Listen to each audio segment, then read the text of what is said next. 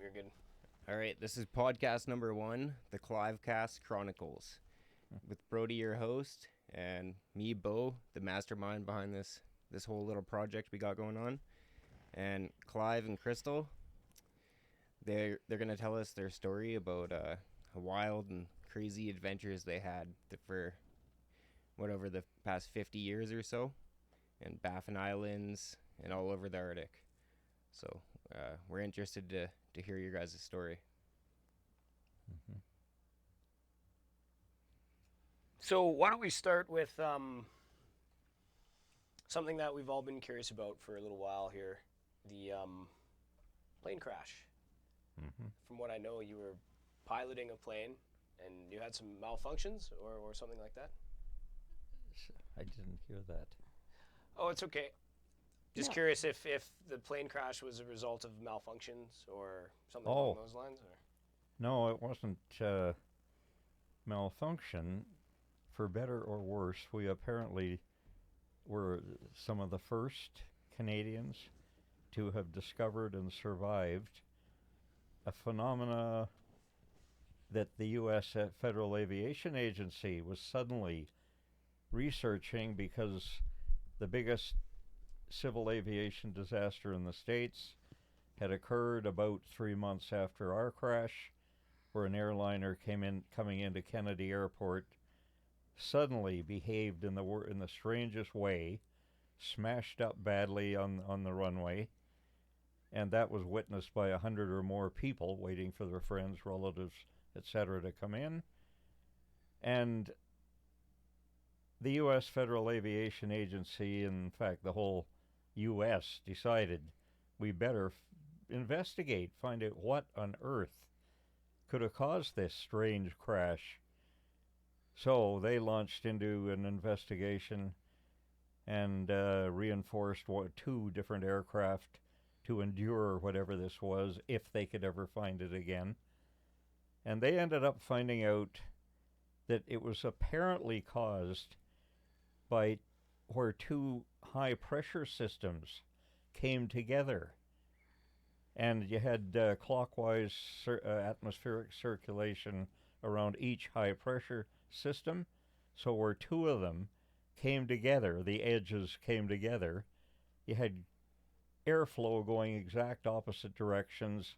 Result was horrendous tornadoes between the 2, and occasionally also where one high pressure system was warmer air than the other. The warmer one tried to move up over the cooler one, so now you had sheets of air moving one direction from one and the opposite direction from the other underneath, resulting in horrendous tornadoes on their side, which ended up resulting now and again in extreme downdrafts of 200 miles per hour or more. And It's called wind shear, and when it occurs at high altitudes, it just causes turbulence. But High altitude turbulence. on this So particular that's occasion, the same it heard. turbulence that you have. So that's the same turbulence you encounter when you're on a Yeah, commercial that's airplane right. flight. It's quite It's well known up at those at altitudes. high altitude. But this happened just above the runway, and so it's called low altitude wind shear, I guess. Yes, that's right. And that's what we ran into. And That's what caused our crash. And with us, we were trying to map out the major migrations of some of the major caribou herds on Baffin Island, which were a big part of what the native people depend on. And late in the day on one flight, we saw hundreds, if not thousands, of tracks of caribou going one direction, sort of southwesterly. And oh, wow. Except we didn't We know whether couldn't they tell what direction they were going from the air. So we decided it's late in the day, we're going to have to stop anyway, so we'll simply land and camp out where we did 2 other times previously that summer, which was within a mile or less where the huge quantity of caribou tracks were. Fine, we'll land, put up the tent, hike over there, find out which direction all these caribou tracks are going. You have to know that Clive doesn't need airstrips to land on. He lands on wherever he can find a Public roads. He makes his no. own landing Well, he strips. did land on a public road once. Sure, I've done that more than once, No, actually. But sandbars and riverbeds and things yeah, like that. you know, just some Is level this on area. purpose or accident? I have to ask. Mhm. Are those landings on purpose or accident? No, those are on purpose. Well, yeah, mostly on he- purpose. We So have you're a good a pilot. plane that takes off and lands very short, and a very accomplished pilot like Clive can land really short. Like if you can control exactly what point you touch down at, then you can. Your landing roll doesn't have to be like he can land in 300 feet, Mm-hmm. 100 meters. Yeah.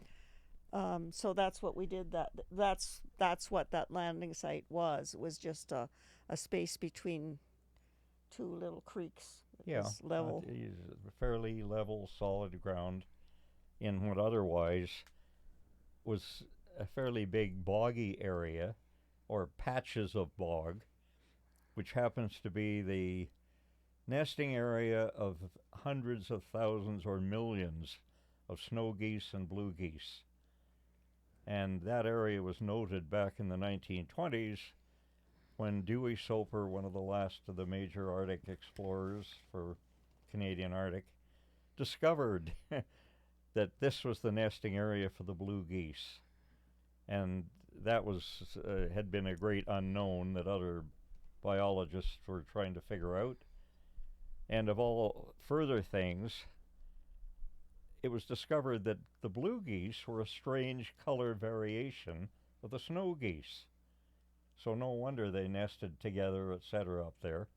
So anyway, here we were now trying to find out about the caribou migrations past that area. We did a low pass over the area where we landed 2 or more times earlier that year. And just to make sure no fox had dug a hole in it or something. Yep, still everything fine. We had big, what they referred to as tundra tires on the airplane, or balloon tires as some people call them. They were large tires, quite smooth surfaced, inflated to only about 5 pounds per square inch, so that a plane could land on fairly rough ground, and even if if you went over a rock 6 inches high, it would just sink into that big low pressure tire. Yeah. So fine. And on the tundra, yahoo, where ordinary tires would sink in, these tires happily stayed on top. Right. That's what they used to do with the old not the not the quads, but the 3-wheelers. Yep, Yeah. that's right. It was about like maybe 2 pounds of psi That's right. or so that they could. That's They're right. capable of going over those big rocks, right? That's right. That's So why it's Clive was similar able to to your land airplane. on these places. And just for your interest, one of the relatives of the person who had sort of discovered the good quality of these tires on planes for rough ground, one of his first landings on soft tundra, boggy tundra even, everybody, he and the others doing the experimenting, were astounded that for Pete's sake the plane could land there completely. He said, "Now I got out of the plane, went suddenly ankle deep or deeper in the soil." So the tundra tires could support the weight of the airplane and with him in it and everything, because of the huge surface area each one expanded over the surface on. Whereas him in ordinary boots, suddenly he's down ankle deep in this stuff. Right. Anyway, so we were doing a low and over. Yep, a low and we over. were just going downwind. We weren't planning on landing. We'd Just- turn around and land upwind, but we were flying downwind. yeah, downwind to do the low and over. Yep, everything's fine. And then, okay, now climb up over that ridge right behind, just immediately south of our intended landing spot. So And let's just stop for a second. So you're flying in, and What's a low over? What is that? Yeah, A low and over. Yeah. What is that? a low pass over the area where you're wanting to land or to look at. Okay. So you're And, just check it out. observing the area to see if it's safe and. See if it's safe. Yep. Yep. Hey, and because we landed there twice earlier that year, fine, we didn't have to do an aerial measurement of it before landing. So, yep, still quite okay. And so climb up over the ridge, and it was 90 degrees to our landing approach behind the area, to simply go back now to come into wind and land on the area. And with that ridge, which was up to 500 feet high, behind this area, it was quite a steep, almost cliff-faced ridge. Because of the wind direction, we had such an updraft there that I didn't have to add any engine power or anything when I turned parallel to that ridge to suddenly have the wind hitting the ridge, blowing up, producing a heck of an updraft. Fine, that carried me up to well above that 500-foot ridge without me even having to add engine power. Just that now all the wind below is now suddenly blowing up over that ridge. So, okay, hey, that's pretty nice. Cool. That's really cool just to think you're obviously flying this plane, yet the natural forces themselves are helping it just to completely propel your flying craft. That's like, Yeah. I haven't just imagine flying a plane like that and having the wind just really throw you like that would be exhilarating. Well, speaking of that, Alberta, southern Alberta is quite a place for glider pilots. Why? We have the Rocky Mountains here. We have high hills here. And many of the wind directions, the game is to find a ridge or mountain ridge or whatever. Hey, glide up as best we can, get into the updraft on the side of that ridge. And that is how some glider pilots have set almost world records here in southern Alberta because of the horrendous updrafts of strong winds hitting the mountains or ridges and therefore blowing up. Is it a world record of altitude? Or? Yep, altitude, altitude records. But unfortunately, this updraft lifted us up into a horrendous low-level wind shear situation. Yeah, so yeah, it lifted us up over the ridge, then fly quickly back the short distance, to approach the landing spot again. And I even commented to Crystal that, wow, that's a pretty good headwind. That'll make for an easy, short, slow-speed landing. And But Clive doesn't remember anything after this. He was knocked unconscious. Well, after the crash. Yeah, he was knocked unconscious by the crash, but he doesn't remember the last couple of seconds. No. My last memory is of heading nose down toward a pond. I think Clive was trying to get control of the plane by, you put it nose down. Well, nose down to. So like, okay, so first of all, like how high were you? What was your altitude when this? It wasn't when very the first high. problem It was started to occur? 100 yards or so above the top of the ridge. Okay. Meaning, you Yeah, know, 500, 600 feet or more. Pardon me, 800 feet or more above the ground below the ridge. But flying along in parallel to the ridge for a very short distance, and commenting that, hey, you know, that'll make us for a short landing when we turn into that wind. Then I simply remembered the plane suddenly violently being thrown around. And But I mean, you don't remember I that. remember that going over it on one side, you know, to a 90-degree bank, and you turn the aileron control fully the other way, and for a moment nothing happened, and then suddenly we whipped over into a bank the other direction, and then, straighten that up, and then back into another bank, and, you know, apparent no control again for part of a second or more.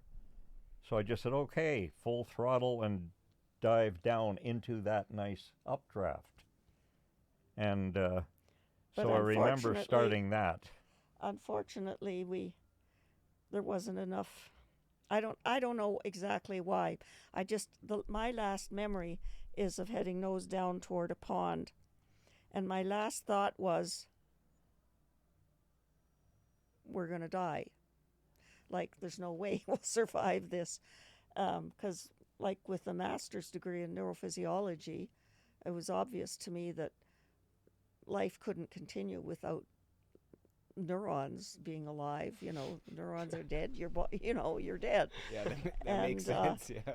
And Clive believed in a creator because he was a paleontologist, and the fossil record makes it obvious that evolution didn't happen by chance. So he knew that there was a creator. I was pretty much an atheist at the time. That's quite an interesting battle that you guys have, right? Like, well, we used to pray quite often when we took off on our flights. Our research flights, because Clive believed in God, and I thought, well, in the off chance that there is a God, it would be nice to have his help. So anyway, so my last memory is heading nose down toward the pond. And then the next thing I remember was, it was like waking up from a nightmare, except that the more I woke up, the more real the nightmare became. And the nightmare was like there was water and blood everywhere. And I vaguely remembered this episode of being over this ridge and heading down toward this pond, but it seemed like it had happened a long time ago. But the more I woke up, it occurred to, finally realized, oh, that's why we're here. We're in this pond. We crashed in this pond. Oh, I'm still alive. Is that ever interesting? I wasn't. That was my thought. Oh, is that ever interesting? I'm still alive. And I was hanging out the side of the plane. My door was off, and there was the wings. The door was lying on the wing struts, and I was lying on the door like this.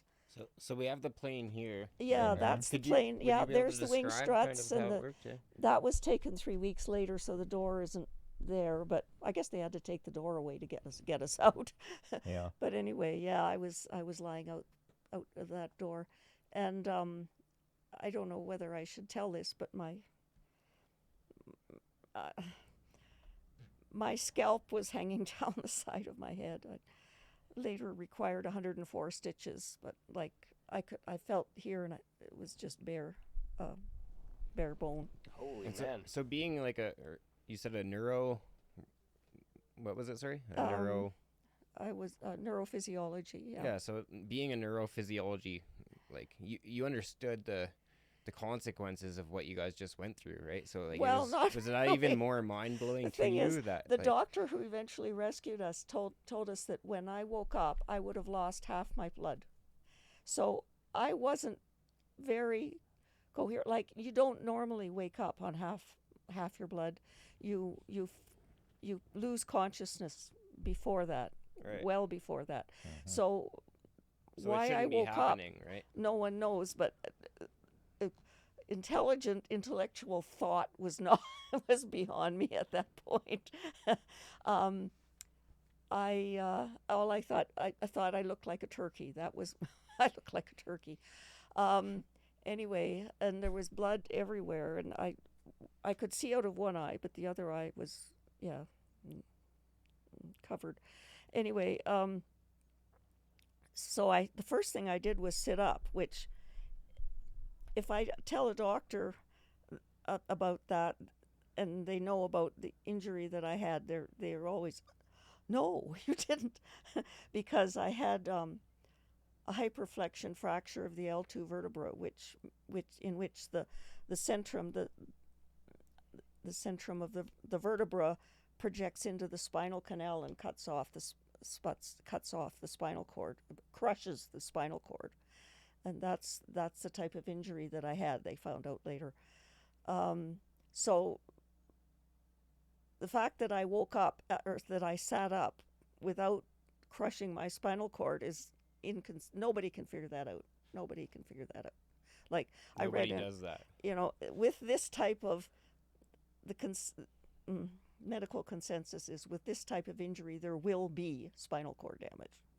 No probability, there will be spinal cord damage. So I sat up and I tried to. Clive was unconscious, and he was breathing like in the movies when the people are dying. They breathe a sort of rattling noise, and I thought, he's dying. It's up to me to get us rescued.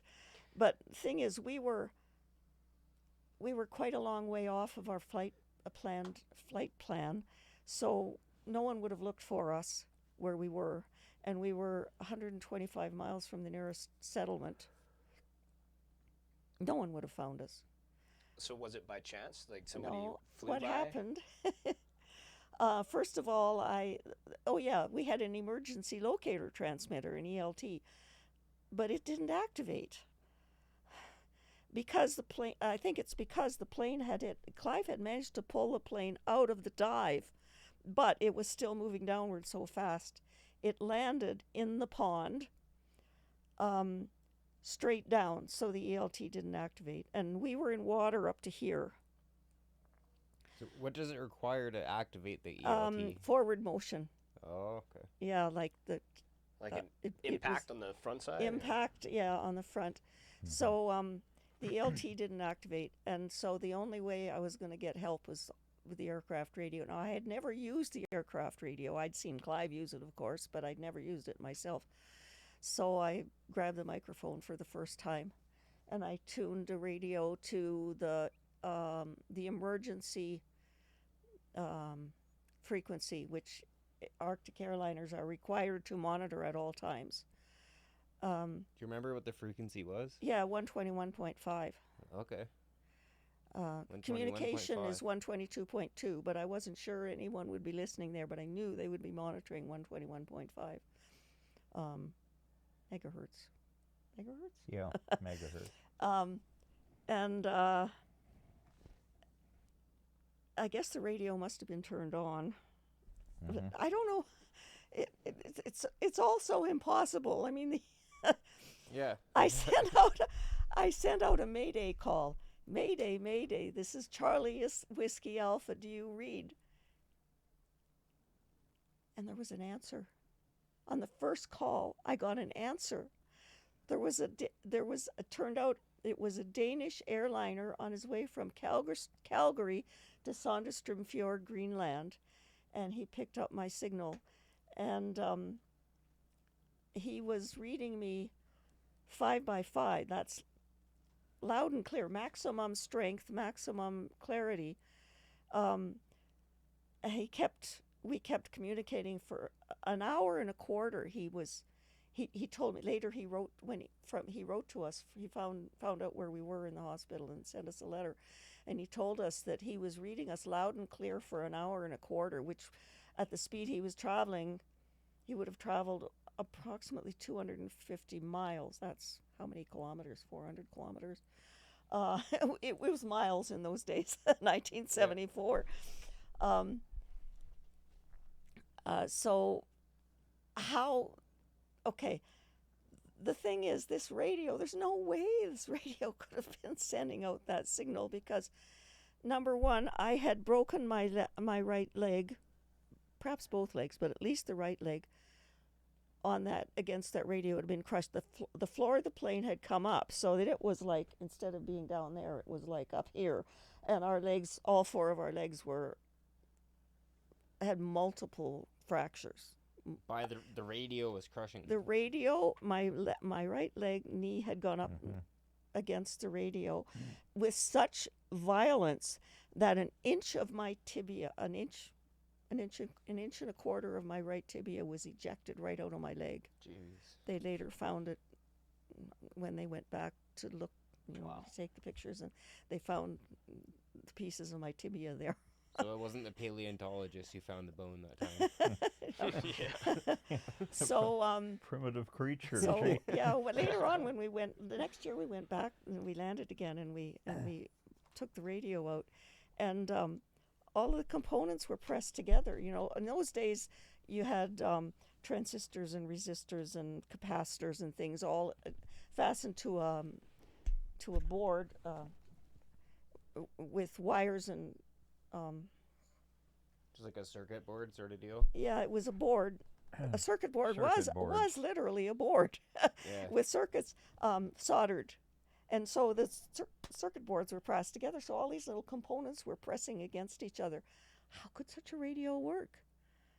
And the other thing was the battery was under my seat, and I was in water up to here. So this battery, and it had been an hour and a quarter. I had a logbook indicating when we crashed, and by the time I woke up, it had been an hour and a quarter.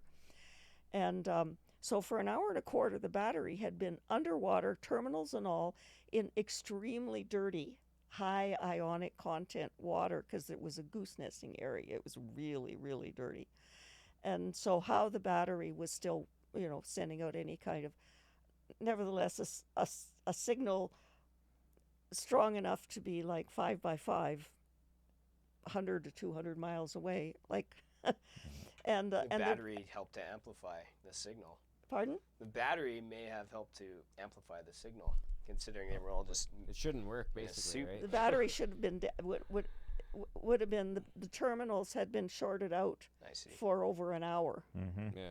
So it shouldn't how could the happen. battery That have battery any? should have been dead. Should have been dead. Everything should have been dead at Yeah. that point, right? So and also the wires had to go down through the battery, down the floor of the plane, up the firewall, to the Well, the radio antenna antenna and the radio. other wires to the radio radio receiver and transmitter. Yeah, and the power supply or something, whatever it is. Yeah, Can't well, remember. the power Yeah. to that So, radio yeah, system the radio. Anyway, was and the, only from the battery, which it should have been as you can totally see, dead in that kind of condition. as you can see, the front end of the plane, the engine had fallen down, the firewall had come back, and it was basically just scrap metal. Now, how could you have all the wires intact? Anyway, it worked, and I got a I got an answer, and it was trying to remember Fahrenheit, 55 degrees Fahrenheit. And there was a very strong wind blowing through, and all the windows and doors were off, and we were in water up to here. So how we didn't, like die of exposure, we would have, if we'd been left there for very long, we would Because have. it's pretty. What's that Celsius? That's pretty cold, right? Celsius. That's about 15 Yeah. Okay. Celsius. Okay, Yeah. so it's not. It's not exceptionally cold. Well, I but was wondering we were, if maybe the cold kept some body parts Yeah, like, alive or it might something, be. right? Because like if you lose a finger, you put it on ice, kind of thing. That's what I was yeah, wondering. that's true. But at least we didn't die of hypothermia. And I remember thinking I mustn't drop the microphone because I have to be able to talk to these people. And there's water. If I drop the microphone, it'll be in water.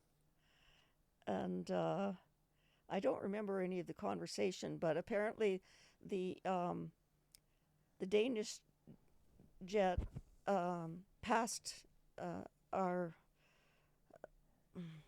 the NWT Air government airplane flew back and forth from Frobisher Bay, which is Iqaluit now, to Yellowknife like 3 times a week, and they were coming on their way from Yellowknife to Iqaluit, so they took over and actually circled over us until the rescuers came. Now the rescuers, okay, back in the 70s there were no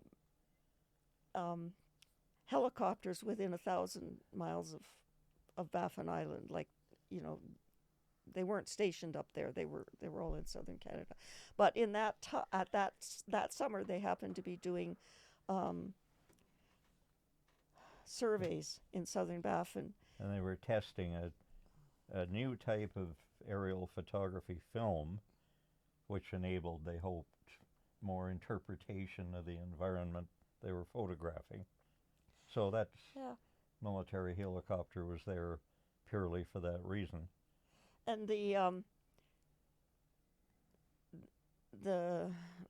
Frobisher Bay Hospital was notified, but they couldn't get in touch with the helicopter because it was out filming somewhere low level in between mountains, and they had to wait till it got back close to Frobisher Bay before they could tell them to come and get us. So they landed there and they picked up. Okay, the message got through to Frobisher Bay Hospital as the pilot has a broken leg. I mean, I told them, I have 2 broken legs and I think my husband's dying, is what I told them. But somehow it got through as the pilot has a broken leg.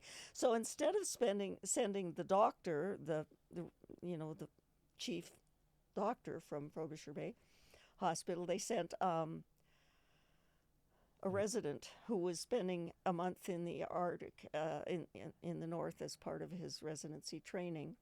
And so this poor young fella, he came out in the helicopter, and when he landed, he was absolutely aghast at what he found.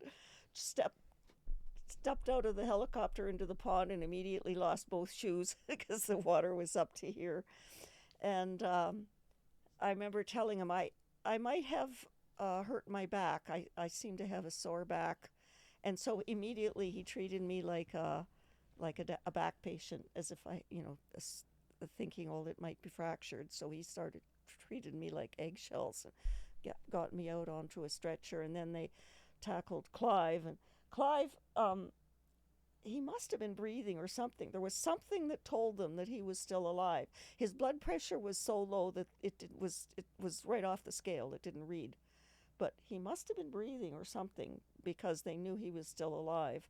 And they managed to extricate him. His ankle was under the rudder pedal, and it took them a long time to get it out. But anyway, they got us just as night fell. It was like 4 hours we were waiting there, from the time that plane crashed, or maybe from the time I woke up until the time the helicopter arrived. I don't know. I fell asleep and dropped the microphone in the water at some point. So they had no idea, no way of knowing whether we were still alive for the last hour or more that we were waiting, because I had dropped the microphone. Anyway, so they took us back to Frobisher Bay and kept us there overnight, and flew us to Montreal General Hospital. And the doctors in Frobisher Bay said they didn't think Clive would make it, but our boss and his wife were strong Christians, and they were praying for us. And the little prayer group up there, they were all praying for us. And it was, Clive was unconscious for 7 weeks. I was on they found out about, they did x-rays and found out about the fracture in my spine, and they put me on what was called a striker frame, which is what they did with back patients in those days. It's canvas spread over a frame, and then they put another frame on top that's identical. And when they want to turn you over, they strap you in with between these 2 layers and flip you over like this. Yeah. And I spent 3 months on that because of my fractured. And for the first few days, they wouldn't feed me because they were so sure that I would be paralyzed from the waist down. They said, oh, sorry, you won't be able to digest food. Please feed me. Sorry, you won't be able to digest food. I'm assuming they had you on an IV drip then. Oh yeah, they had us on. Yeah, they had us on. They had us on strong antibiotics, as well as they had us on put us on a drip right away. This entire time, I've been wondering just how old the two of you were I at was the time. 28 and he was 30. Yeah. I see. 74. Yeah, I was 28. Bo and I are about to turn 28 years old. Yeah? I'm already to go 28. through. You're about to. I'm sorry? You're about to. I already did. Oh, yeah, you're right. Sorry. You're Yeah, you did. Goes to show how well I know my friend, I guess. Anyways, to have gone through such a traumatic accident like that at that age is interesting. Like, that may have played into your survivability of the event potentially. Probably we were pretty healthy. We were young enough to be healthy. Yeah, I remember thinking when the plane was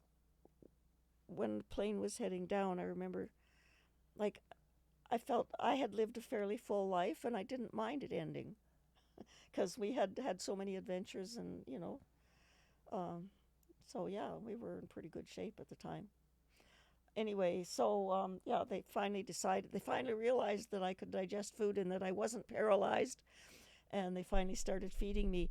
And it was Montreal General is a teaching hospital, so there were medical students and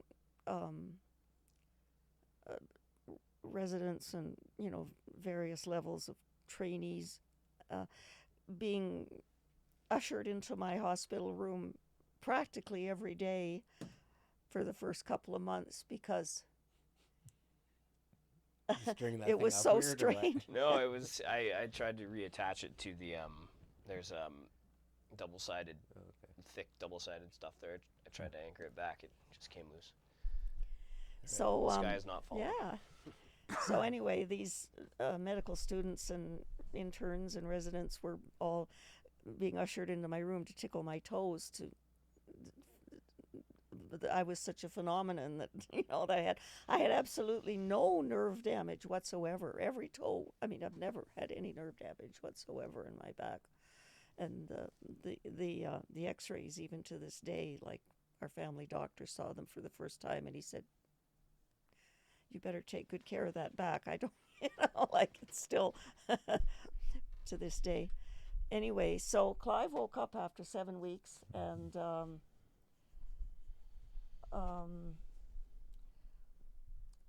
before you woke up, I remember thinking. I started thinking about why in the world the aircraft radio worked with the battery completely underwater. And thinking, maybe there is a God, maybe there's maybe there's something other than the natural world that intervened here. But no, I'm sure there'll be a natural explanation. We just don't know it yet, and I wrote it off. But then a friend of mine, and this happened after you woke. Yeah, after you woke up. Clive was hallucinating for 7 weeks and trying to get out of bed. He thought he was unconscious. Yeah, he didn't know he was unconscious. He was unconscious. He thought he was dreaming for 7 weeks. He thought he was. They had him tied to the bed because he kept trying to get out of the bed, and he couldn't because he had casts on both legs.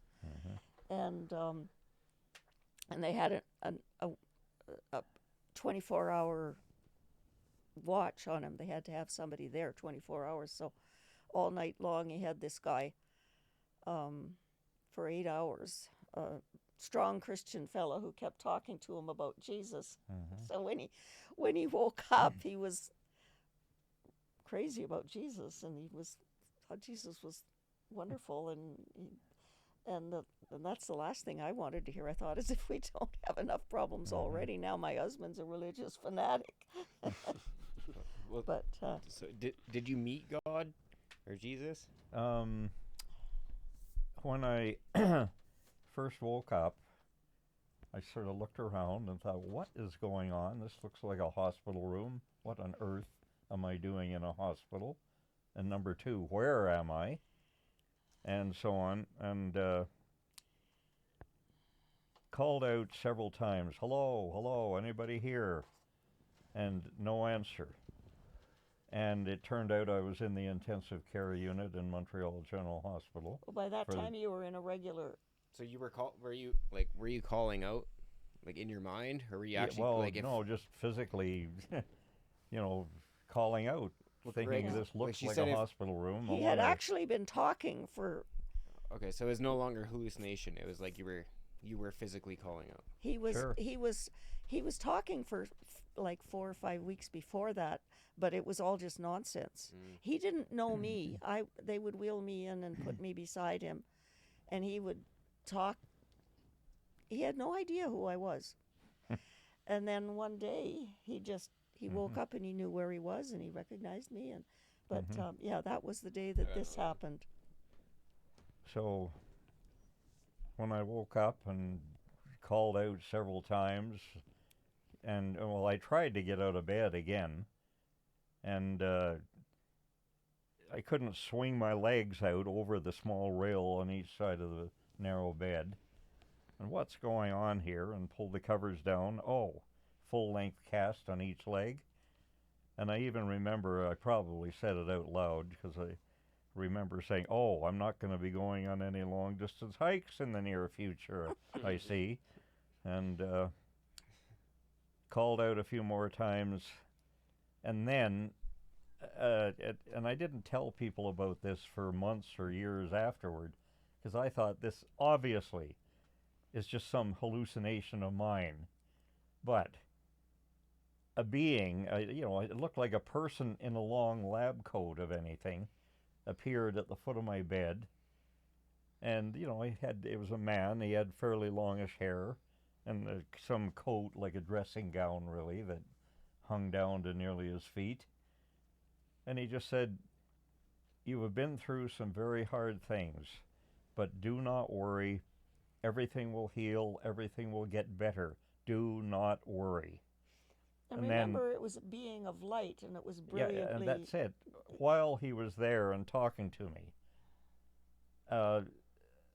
he was emitting light, i.e. he was glowing. And so, I'd been mostly asleep for a lot of that 7 weeks, and yet waking up fairly often, as Crystal said, in hallucinations or something. But now, whoever this being was, he was glowing, especially his head and face, emitting light. So I'd look at it and kind of half squint my eyes, because it was hard to look at that sort of light. And so he then told me what I just said, and then just vanished, i.e. he didn't turn around and walk away or disappear into the wall or anything. Just suddenly he's not there. And I thought, what is going on here? And called out another time or two, and then heard a rattling noise. There was sort of a curtain around my bed, 3 feet or so away from it, and heard a funny rattling noise or something, and lay back with my eyes half closed, just lying there looking. And a nurse came in quickly and, pulled the curtain aside from around the bed and quickly checked intravenous fluid going into my left arm, made a quick note on her notepad, then quickly turned and was staring down at what looked like the foot end of my bed. She looked to make a quick note, and then a second time, and then a third time, and then quickly turned to leave. And I just said hello, and she whirled around, I thought, looking frightened or angry, and it turned out just looking very surprised that this more or less dead body had said hello to her. And and I said, I'm sorry, I don't know if I could be in this room or not. I didn't come here myself. Honestly, people must have brought me here. I didn't come here myself. And her look turned into a smile. She said, oh, you're in a hospital. You're here to get better. And and I said, well, get better. Why am I here? Oh, you were in a plane crash. I said, a plane crash? Where? Oh, this was on Baffin Island. Now, in the 7 weeks that I had been unconscious, I had led my own life in the sense that in my mind, in what I fully believe now, when I woke up and I'm talking to this nurse, we finished the work we were doing on Baffin Island, and we came off. Our plan was on the way off Baffin to fly our plane to Cape Dorset, then down the east coast of Hudson's Bay.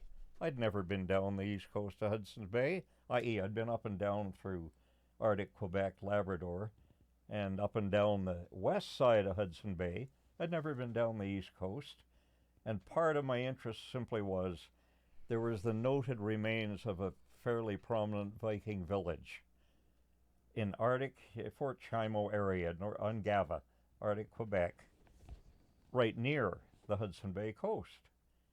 And I sure thought, for Pete's sake, let's fly down the east coast, number one, so we can see that part of the country, and Great Whale and Fort Chimo and Ivugavik and the settlements down there.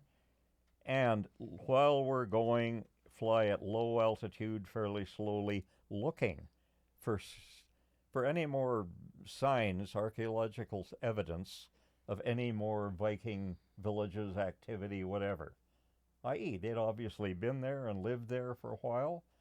Did they then continue south down the east coast of Hudson Bay, maybe? We don't know. So, hey, while we're going south, we'll take a look to find out. But when we got to Cape Dorset, a snowstorm started, and I thought, oh, okay, hopefully that just left snow on southern Baffin. This is all a dream he was having. But the next day, yeah, in the dream, I mean, like I said, I didn't believe this was a dream. I dreamed this is the life I'd had. You did that in your own mind, right? Yeah, I mean, I could remember infinite little details. Like, okay, going into the weather office, Cape Dorset, and asking them, okay, how was the weather? Did this snowstorm hit eastern coast of Hudson Bay, Arctic Quebec? And he radioed one or two of the stations there and said, oh yeah, they got actually more snow than we did on southern Baffin out of it. I just thought, oh well, phooey, there goes our chances for looking for archaeological evidence, but we'll at least be able to see, the settlements and the countryside, etc., in that part of Arctic Quebec going south. And they wanted to talk to us, Canadian Wildlife Service people mainly, wanted to talk to us in Ottawa. We'd been up there doing wildlife research.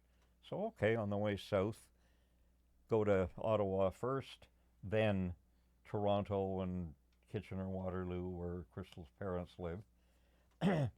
So, in this dream, as it was, or whatever, again, I could remember every detail about flying south. And such, Great Whale or Ivugavik, how at least the weather said that yes, there'll be further snow coming there, but according to our forecast, you people should be there several hours ahead of it, flying the light plane. Don't worry. Well, as it turned out, it was snowing fairly badly, just beginning to snow badly when we got there. So we thought, wow, thank goodness we got here in the nick of time, sort of, to land, and then tied the plane down, went through all that procedure, and got our stuff out of it. And before landing, we'd seen, okay, the settlement is way over to the left of the airstrip there, east of the airstrip. Anyway. So 7-week dream. It'll take a while to relate it. Well, so the point is, all of this, the plans that, yep, we now got sleeping bags, everything ready, hike into this settlement, find out if there's a place to sleep. And we were told that the Hudson Bay Company was sort of in charge of the fuel and fuel drums at the airstrip. So, and that the Hudson Bay Post was the one closest to the airstrip, just before you got into the settlement, if you're going from the airstrip east into the settlement. And Anyway. so we started that, we got there, talked to the Hudson Bay people, family running the Hudson Bay Post, really. And they were glad to see new people in that area. And, i.e., most of the settlements of those places, most of the people in them were Indian or Inuit. And so we talked to them, and I said, okay, where could we put up a tent or something? He said, oh, for Pete's sake, come on, you're sleeping here. I got at least one spare room in this house. So we slept there and had to wait there a day or more before weather picked up to continue flying south. We ended up getting to Ottawa, spending a day talking to Canadian Wildlife Service people and so on, and then flew to Toronto area, and because Crystal's brother and sister-in-law, her brother and his wife, lived now in Mississauga, fairly near Toronto International Airport. Fine. We first landed at Toronto International, and they met us there. And when I was inquiring, okay, where can I park the plane for the night, found out the charge was going to be minimum something like $20 a night just to park the plane there. And, well, here it was late in the day. Her brother and sister-in-law were there to pick us up. So I just still remember saying, muttering in annoyance that for Pete's sake, they're trying to rob everybody, obviously. So tomorrow, first thing, I fly this plane. Well, asking her brother, could you drop me off here on your way to work or whatever? Oh, yeah, I could, sure, because it's fairly near their house. First thing I do will be fly the plane to Toronto Island Airport, where parking was only $1 or $2 a night for planes. And then take the subway, the LRT, from there to Mississauga, where Crystal would be staying at her brother's This house. is all a dream. Yeah, so I have a Oh, you question see, for you, but actually, in Clive. every detail. That's what's interesting about it, I considering know. this was real to And So- in fact, I won't tell you the conversations we had, et cetera, at the Right. time. So They didn't matter, just about what have we been doing lately, what's happening down there lately, and on and on. So have I'll rephrase. So I'm gonna skip over a bathroom break here. Yeah, no I'm gonna problem. sneak through. Did you Ooh. have you contacted any of these people in regards to what you remember? Have they or has anybody been able to verify any of these interactions that you've had? For example, you I said was your wanting brother to. and his wife came to pick you up, I think. that Yep. was all in his dream. Right, It so That I'm was never wondering all happened. in my dream. So yeah, so It turned out. that was all. None of it was. All of that time, he was in a bed in Right. Montreal General Hospital, and I was being Yes. wheeled in every day to listen to him rattle away. Actually, the dreams that I remember that you talked about, Yeah. you thought he was being held captive by the Chinese army, Oh. Okay. and Oh. that he was being carried in a boat or a plane, and he was. It was very distressing because he thought he knew he was tied down, and so he thought he had been taken Oh, captive. yeah. I was there for And it. he thought he was traveling in a plane. He was being carried in a plane or being carried in a boat. He had the feeling of moving. And the other thing that was interesting was that the guy that was watching him at night would have the TV on all night. And when Clive would watch the news, he thought it was happening right in Yep. front of him. And it was so distressing for him to watch the news because all he could see and hear, but he had no idea where he was or who he was. And he didn't know that this was just a TV. He thought this was all happening. Yeah, right in that's front of him. interesting. That it really makes you wonder about the brain itself. I mean, with having experienced 7 weeks, you say, of experienced 7 weeks of interaction, of human contact, just remembering these things vividly, and then to wake up and realize that it was all a dream. And it makes you really wonder about the mind and I suppose its function, because And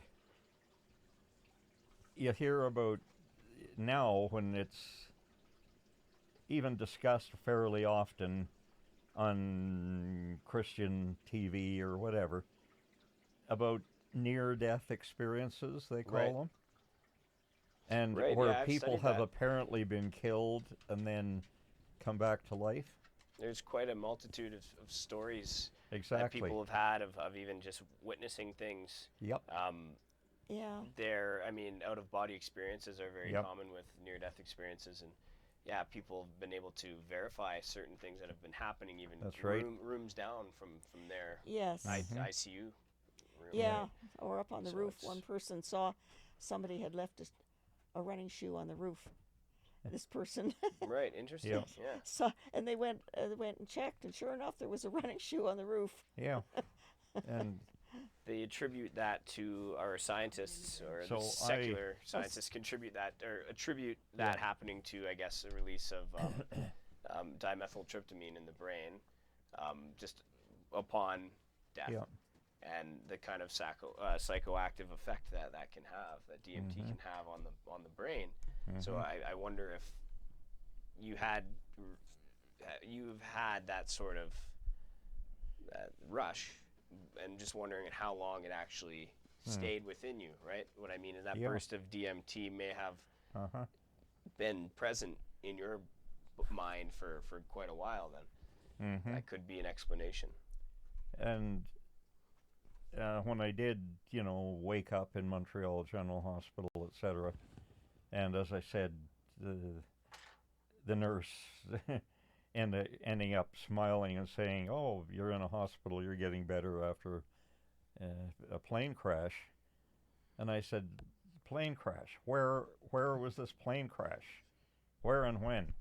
"Oh, this was over a month ago on Baffin Island." Now, I thought she's wrong. Right. Because I distinctly remember flying down from Baffin Island. And that then how, going to Toronto International and moving my plane the next day to Toronto Island Airport and talking to the staff at Central Airways, that is where I learned to fly airplanes. That's where I got my pilot license. Central Airways on Toronto Island Airport. And they, let me think here. Okay, they, we talked about what I'd been doing and so on, and they hadn't seen me for a year or so. And then said, "Oh, what are you doing now?" And I said, "Oh, well, my wife is now going to be here singing because they're opening a new nightclub in Mississauga." And that a guy who had known her when she went to University of Waterloo, and she was a good singer, he was the one in charge of opening this new nightclub in Mississauga. He had met her brother in Mississauga, and the two knew one another. "Oh, gee, what are you doing here?" And he told her, "Oh, I'm in charge of opening this new nightclub, and we're trying to put on a show for the opening week, every evening of the opening week." And he asked her brother, Clive, "Is this your dream could go on for hours. Just a minute. It's still just a dream." Is your sister still available around here? She was a good singer." And he said, "No, but she's coming in a few days or something," and so on. So it turned out they wanted to hire her for that first week at the opening of this new nightclub in Mississauga. And as I said, the day after we'd got there, and I'd been annoyed at the parking fee on Toronto International Airport, and therefore moved my plane to Toronto Island Airport. Here I am talking to the staff at Toronto Island Airport, Central Airways, about what we'd been doing. And they said, "Oh, what are you therefore going to be doing yourself for this next week or more?" I said, "I guess I'll probably fly west to visit my parents in Alberta and come back in a week or so to get Crystal or something." And they said, "Oh, just a minute. So you're wanting to fly west, at least as far as Alberta?" And I said, "Yeah, it looks like it. That's the tentative plan." And they said, "Well, just another minute. We used to train pilots for Toronto, what is it? Anyway, what's Taiwan now? China, a non-communist part of China. Taiwan. And we used to train pilots for the Taiwan Air Force." And now they are going to be trained at a new Vancouver North Airport or something, which for them is a $2,500 shorter distance to China. And meanwhile, we have two jet fighter training planes here, owned by Taiwanese Airport, and therefore we want to get them moved to Vancouver North Airport. And hey, if you are wanting to fly that direction anyway, you know, we can darn well pay you an extra little bit to fly them that last bit from Alberta to North Vancouver. To and fly then, those jets. yeah. And I then just said, well, just another minute. I don't have a jet rating, you know. And they said, well, look, we've seen you landing several different types of planes here frequently. And we are pretty darn sure we can get you your jet rating in one day. And it'll be free. We'll do it for you to fly these planes for us. And I ended up saying, oh, that'll be 2 flights. So they, a So day hold on a minute, hold on a of minute, training. So you woke up and you were that much more disappointed when you found out that you didn't have Yeah. you didn't have your jet rating. Well, That it was just it all a wasn't dream. that. It was just meanwhile, okay, so I got my jet rating. So you did, And get it, or you didn't I get it? thought it was easier than it probably, you know, it turned out to be easier than what I thought it would be So in you my did. mind. So you did. Oh, So you- anyway, In his I've now dream, got he my got jet it. rating. I then flew that jet trainer for them. You know, flew it from Toronto Island Airport to Winnipeg, where I had to refuel, and then on to Calgary, refueled, and then on to North Vancouver. And I think it was a Greyhound bus ride back from Vancouver to Calgary, and then, you know, visited my parents, and, you know, was here in Calgary for most of a week, I see. Okay. and well, then I'm ended still up curious. getting back. Do you have your jet rating? No, I don't. Okay, This is still okay, a dream. I know, but there was a But- crossover point where I thought Well, see, you might have that's actually the other had thing. I can even tell you that So one could you of the pass your things jet getting rating based off your slightly dream? used to was the fact that a jet engine takes a little bit longer to go from idle speed to full power than a piston engine. You know, and you got to do it more carefully. Well, and back in the 70s probably, but that might have changed since then. Might have, but Do you think a prop plane could accelerate faster than a jet plane? Well, no. If you do, you have to do Just it the like in engine. order just for to get the engine up from Not idle you speed can't to just go full from power. 0 to. No, I know See, that. with a you said piston 10. engine. the Not- piston engine in a jet plane, or a piston engine Well, in a piston engine in an ordinary airplane, would like a prop, especially right? if it's fuel injected engine, then yahoo boy, full throttle, and whang, you know, it goes from idle to full blast in So in a he's hurry. saying that you can speed the engine up faster, but not the plane. That, well, yeah, he's not not the talking plane, about but the accelerating engine. the plane. If you Right, I suddenly just- need yeah.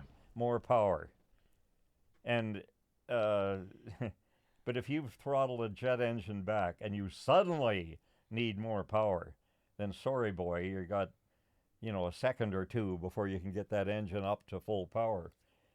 Whereas with a fuel injected piston engine, instantly practically. And so that I just remember that as getting used to that.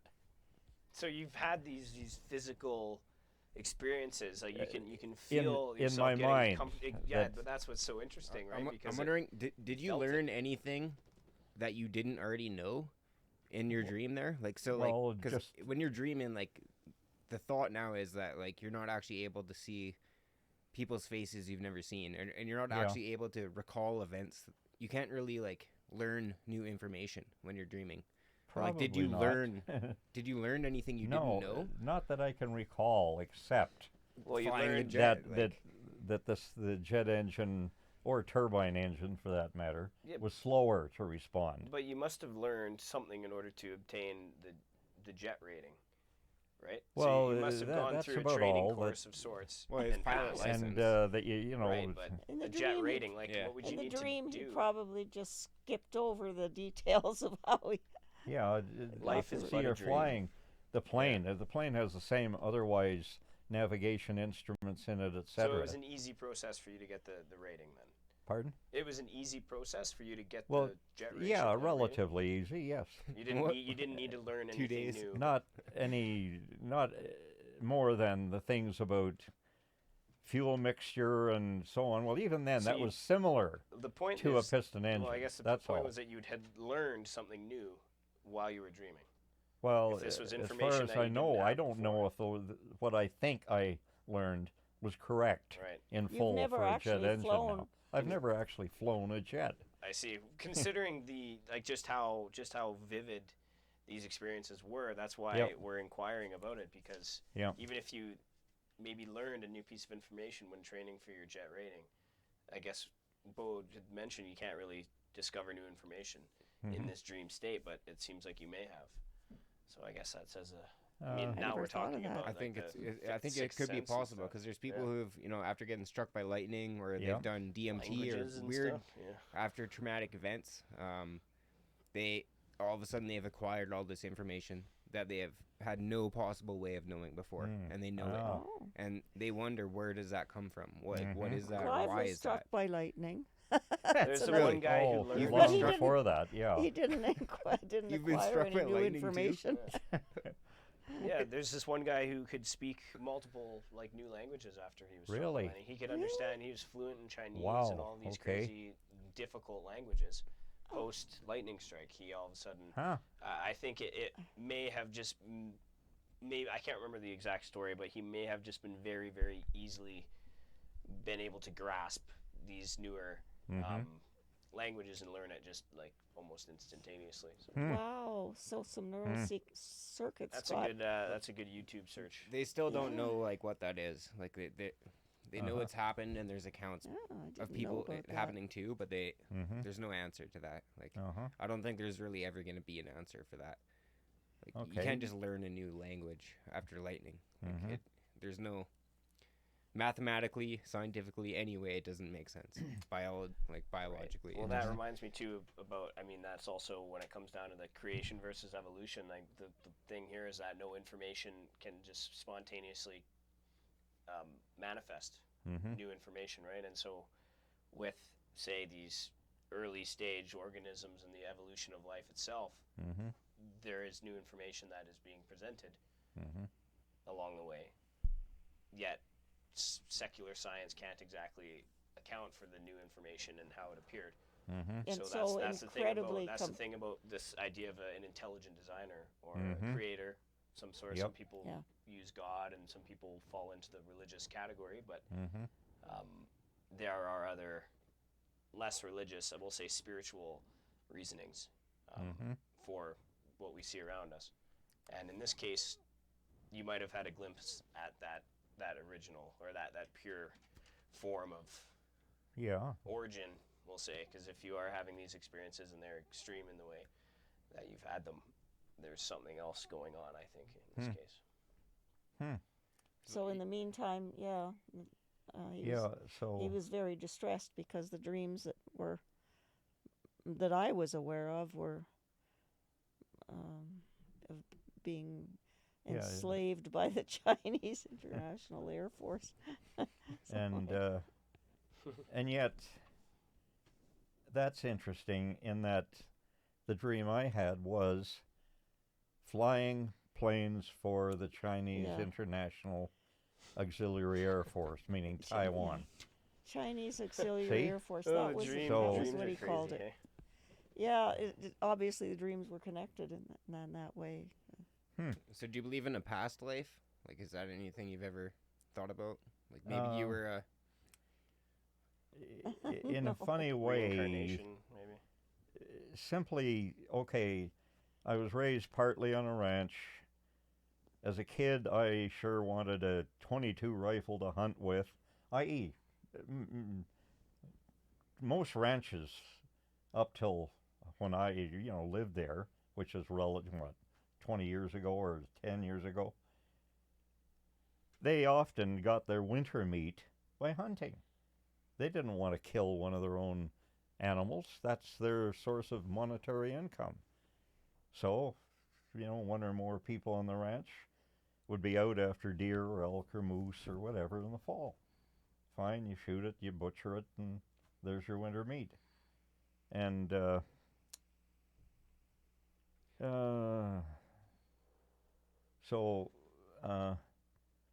when I woke up in Montreal Hospital and the nurse said I'd been in a plane crash on Baffin Island, I thought she was definitely wrong about location.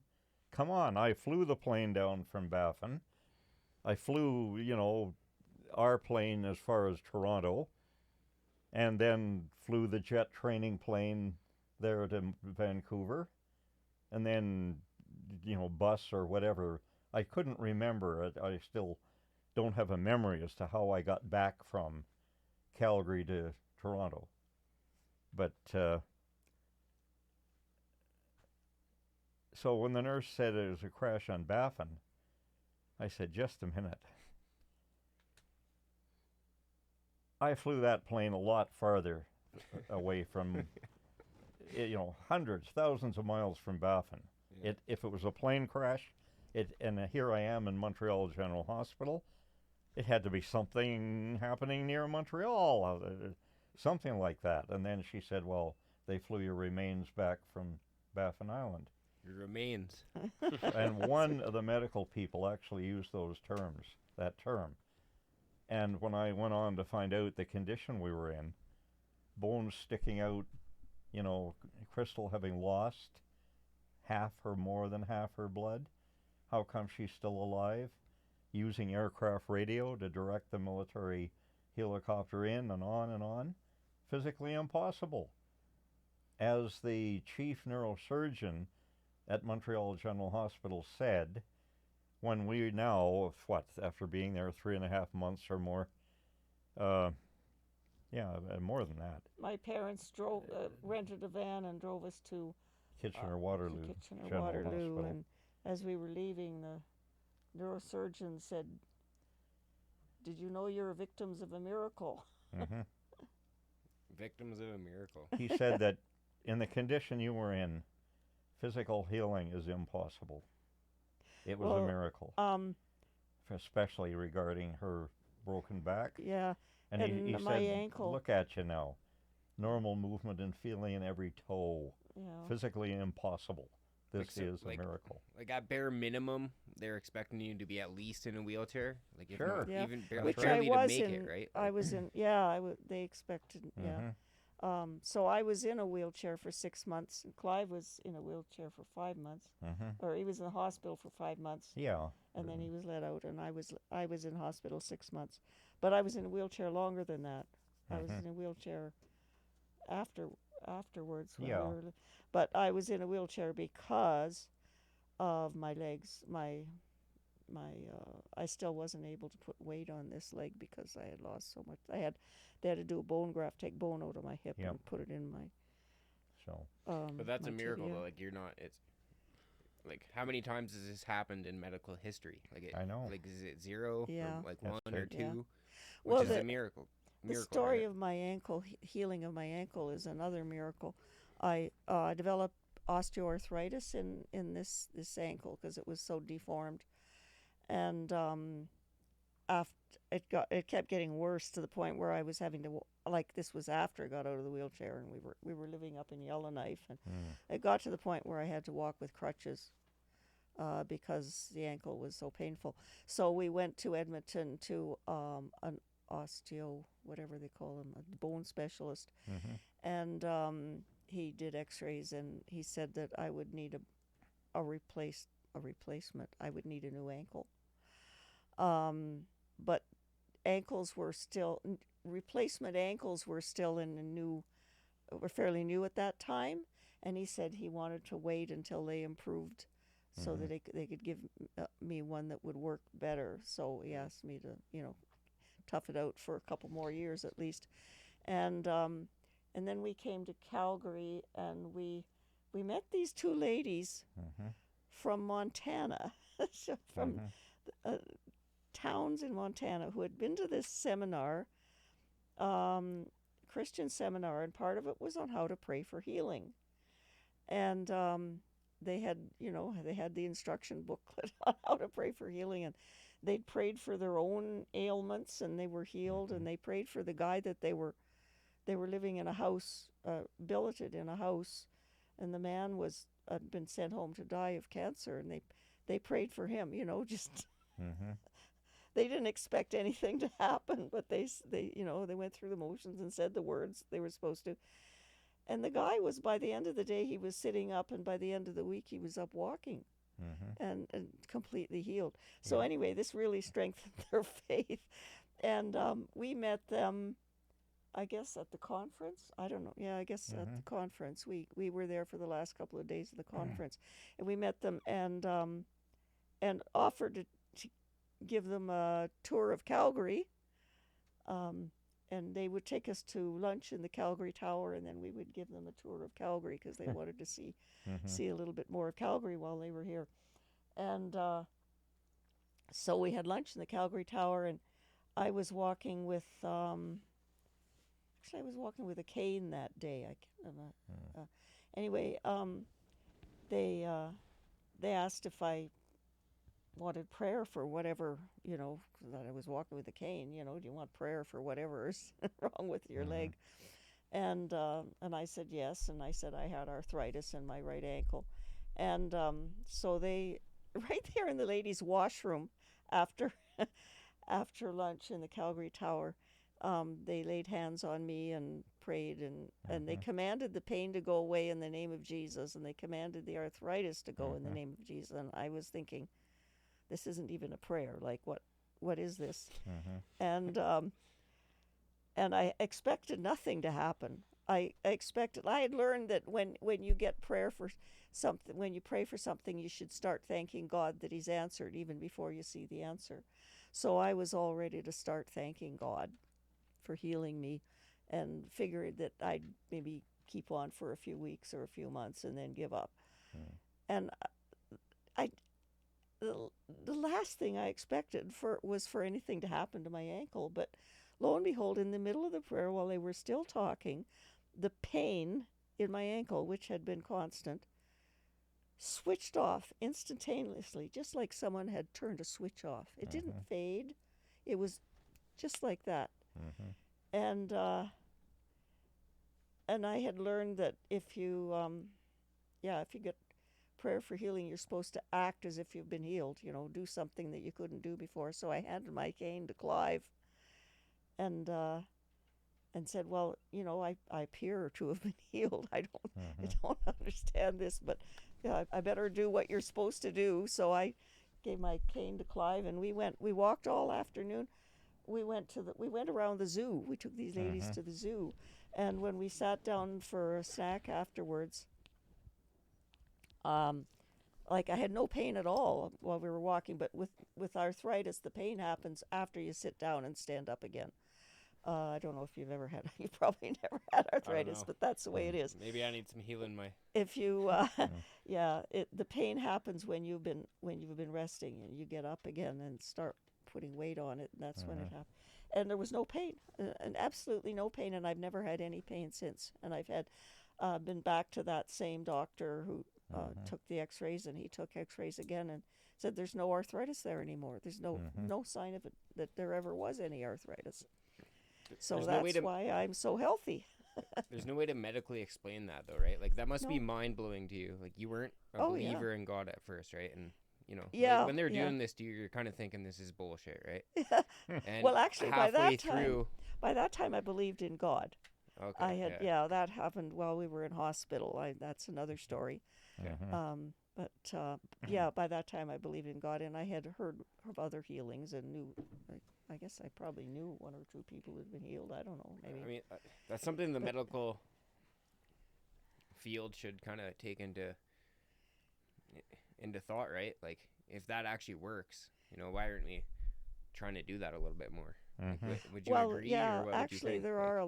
there are thousands and thousands of miracle healings happening now, but they don't cover it in the news at all. But if you listen to, like, Daniel Kolenda, he goes to Africa and holds these crusades, and they just preach the gospel, and people get healed. Like, the people, deaf people. I've heard on TV people talk about, people who've been born deaf can suddenly hear. People who are blind can suddenly see.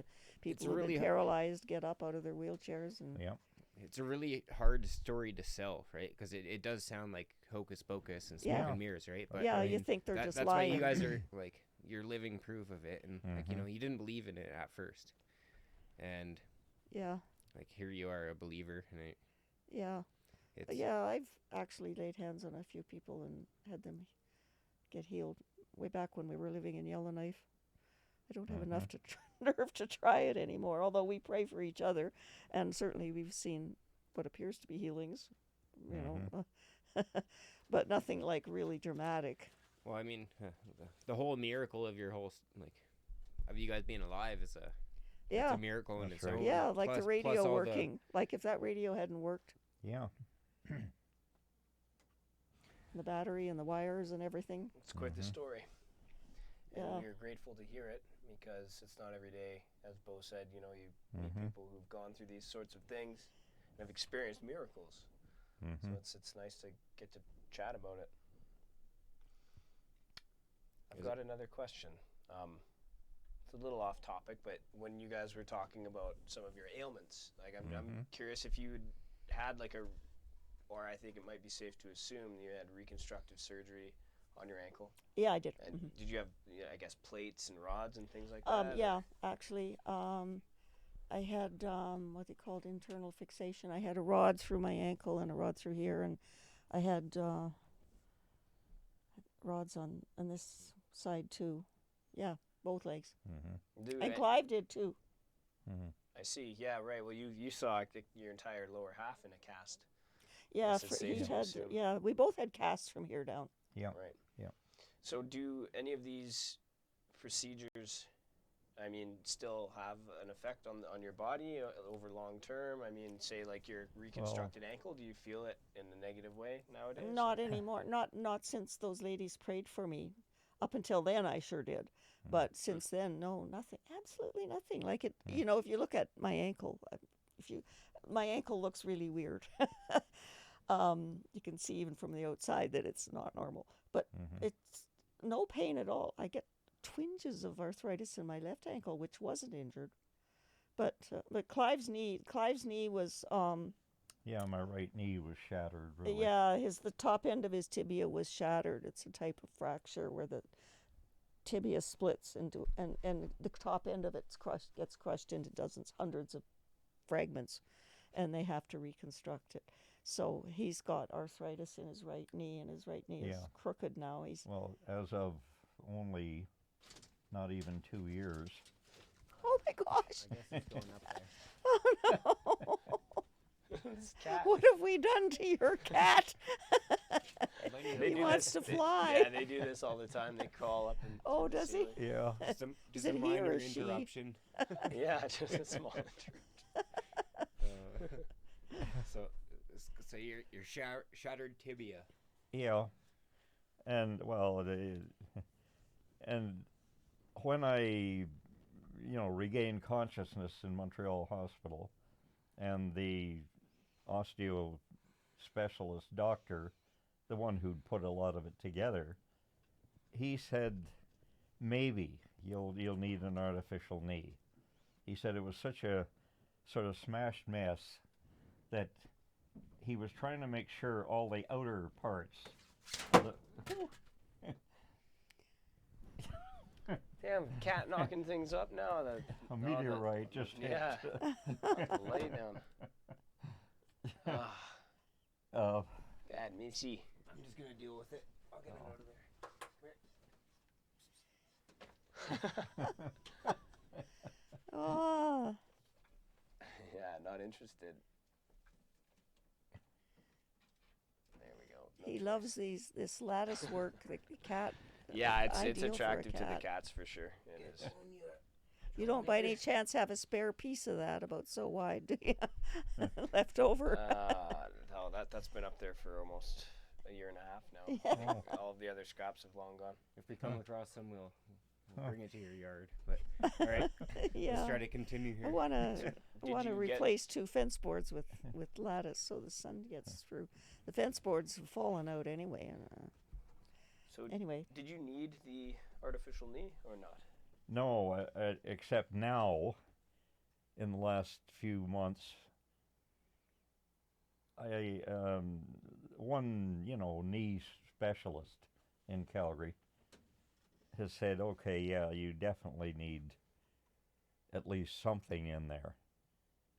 And yet, as I was saying, the first doctor who had put it together said he'd carefully made sure all the outer parts appeared good, but he said, for Pete's sake, there were so many little broken pieces there that he'd put these two outer pieces together, then, internal part. Who knows where that's from? Stuff it in there. And, building up the outer part on these random fragments of bone and so on. And said, okay, hopefully that'll heal really well. That'll but do. He's still walking on it 45 years later. Yeah, and or 48. And I'll say that a few years later, I couldn't run worth a darn anymore. But for the first few years afterward, one or more people, i.e., we were back to the Arctic again, and a few people just said, "Boy, you can sure still, really go fast," meaning running. I said, "Well, yeah, thank God that's healed that much," and so on. Well, when we started living in Calgary a few years later again, then simply running across a road, all of a sudden, holy crow, something, suddenly hurt in my knee, and I had to sort of hop limp to the other side of the road. And since then, well, other doctors said, yeah, running, is a lot harder on your knee than walking. You're hitting down hard every step. Yeah, I can imagine. Yeah. So, I just sort of thought, well, I guess I don't really need to run much at all, so, and maybe it'll get better again, I don't know, but no, So I could walk very well up till 8 months ago, approximately. He has a knee brace, but he doesn't usually wear it. And no, because it doesn't improve. It doesn't make it significantly and even noticeably easier to walk on with the knee brace. So. Yeah, I mean, you don't really have anything to be running for right now, anyway, though, right? So walking's just good for enough. Cardiovascular exercise, it would be nice. But Have you been on a bicycle since? Bicycle, sure, I can still ride a bicycle. I'm wondering if that is as painful as, say. No. it's the weight bearing that hurts. Yeah, it's. But so 'Cause now when you run, I you sort cut of down. limp a bit when I walk Impact. on this, this knee. And according to most doctors, fine. I've got old. My knee, bone regeneration isn't up to the rate it is when younger, and arthritis probably is developing in there. So put all those together, and the one doctor said, yes, we should be putting in an artificial knee or part thereof. And then, of all things, I had an opening in the skin on the back of my ankle, and the skin around it got sort of hard. It was just a little opening. An ulcer, they call it. And then that started getting bigger and spreading, and yeah, they referred to it as a leg ulcer. So for 7 months, I'd go in every once a week, and they'd re-wrap it, with sort of elastic bandage. And for a little while in this, for the first while, okay, it was slowly healing, they said. But then there was a spell in there for over a month when they said there's no apparent healing anymore. It's just staying the same amount of opening. So we prayed, and other friends we of were ours. praying all along. Sure, but now others were praying with us, and all of a sudden, it started healing again. So now it's healed up. Now the doctor who was going to put in the artificial knee said, "Oh boy, I don't dare do this when you've got some sort of, infection or leg ulcer or something." Yeah, they don't want to open up so again. now that risk is of wound, healed right? a month or so ago, I can now, I was just saying the other day, I guess I better phone that knee doctor again and tell him that my leg is apparently otherwise healed up, therefore I'm probably ready for whatever operation he wanted to do. And although knee replacements don't last forever, so you have to Well, be that was my kind of other... careful with it. And he's questioning whether it's really the best thing to get an artificial knee if you know it's not going to last forever.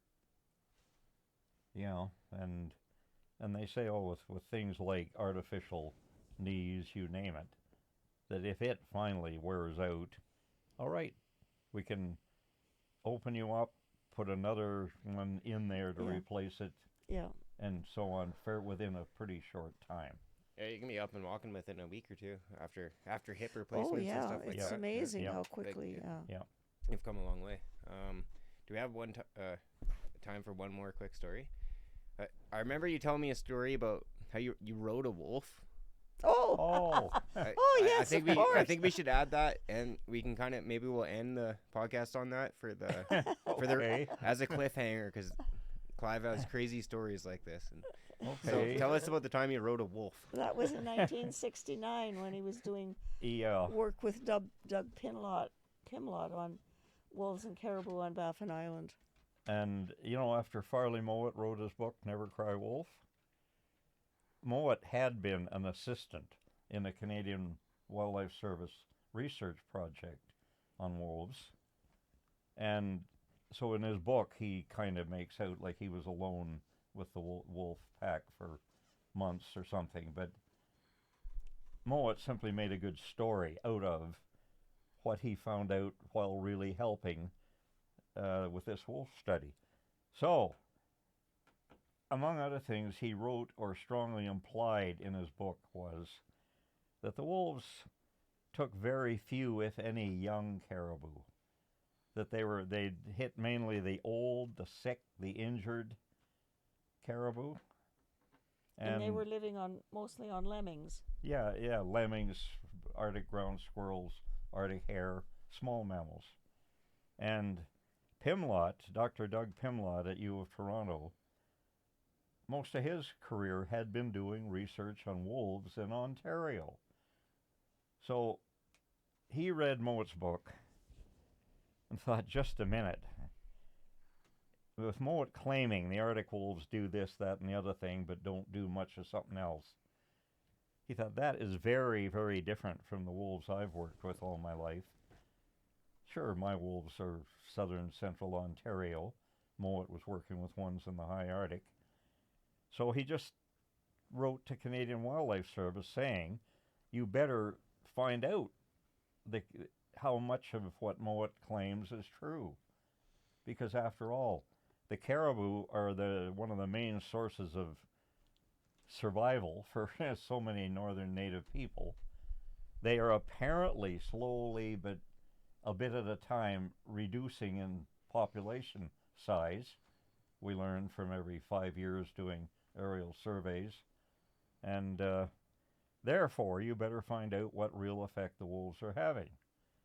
Result was they sent him a notice or a proposal saying, you are one of the wolf experts of the world. Therefore, we will gladly finance you going up there this summer, and finding out what you can about wolf ecology, and if you're able to find out anything significant, then we guarantee we can finance a study for the following something like 3 years after this year to the same amount. So Pimlott, yahoo, here's a big project in the thing that interested him with all the financing available for it. Terrific. But when did they tell him this? Right near the end of the U of Toronto school year. And I heard about this. I was then a lab instructor on one of the zoology lab courses in U of Toronto, and simply opening the door to let the students come in to write their final exam, lab exam for zoology something or other course. Oh, I just overheard one guy saying to another guy as they came in, "Gee, are you interested where Pimlot's trying to get people to the Arctic to work on wolves this year?" I heard this and thought, just a minute, I'm a graduate student here. How come I've never heard about this? So after that lab exam was over, I'd put away everything. Up I went to Pimlot's office. Clive had never been to the Arctic at this point. No, that's right. And said, look, I heard one student saying to another how they were trying to get people up to the Arctic to work on wolves this year. He said, yes, as a matter of fact. So then he told me how he just got this sort of written proposal and research grant from Canadian Wildlife Service. He said, but look, I have to have at least one assistant who knows a fair amount about what they're doing dealing with things like wolves and maybe caribou, which we might have to tag or whatever to find out, you know, their relationship, migrations, whatever, relative to wolf population. So there's no way I have time to find qualified people when some of the students here have even finished their last final and gone home. The others are frantically studying their final exams, you know, their material for their last final.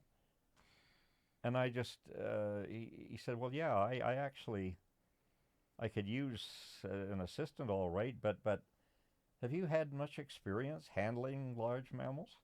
I said, well, I've been a cowboy off and on for quite a few years. Yeah, you know, taking down 1,000-pound steers when you have to and so on.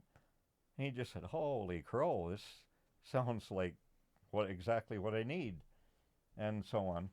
So he ended up just saying he would gladly hire me for the summer as a research assistant, and if I wanted to go on in, you know, research, etc., as a graduate student at U of Toronto, he'd be very glad to be my supervisor in a study connected with caribou wolves.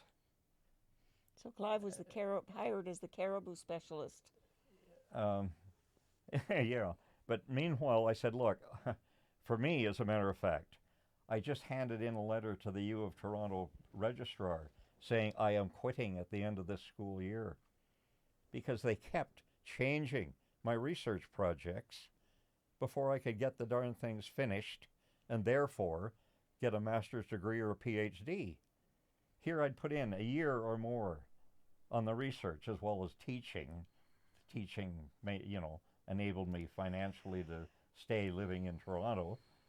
But this had happened 3 times. I was fed up with U of Toronto. Said, look, I just handed in my letter telling them I'm leaving U of Toronto at the end of this school year. And Pimlot thought about that for a minute and said, just a minute. The end of this school year doesn't occur till 4 or 5 days from now officially.